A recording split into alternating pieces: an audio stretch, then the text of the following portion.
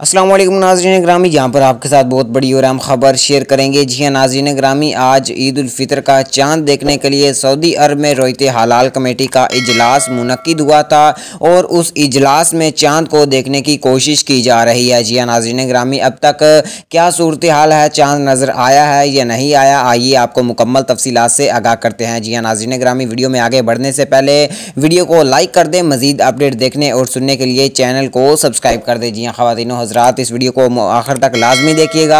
मुकम्मल मालूमात ईद उल फितर के चांद के हवाले से इस वीडियो में मौजूद है। नाज़रीन ग्रामी प्यारे मुसलमानों, आपको बताता चलूँ कि अभी तक सऊदी अरब में किसी भी शहर से कोई शहादत मौसूल नहीं हुई। सऊदी हाई कोर्ट ने और सुप्रीम कोर्ट ने यह हुक्म जारी किया था कि शहरी अपने तौर पर शवाल का चांद देखने की कोशिश करें, लेकिन अभी तक रोयत हलाल कमेटी को किसी भी शहर से कोई भी आदत मौसूल नहीं हुई और रोयत हलाल कमेटी ने इजलास का इख्तिताम किया है और ये फ़ैसला किया है कि सऊदी अरब में ईद उल फितर जो है वो 2 मई 2022 को मनाई जाएगी।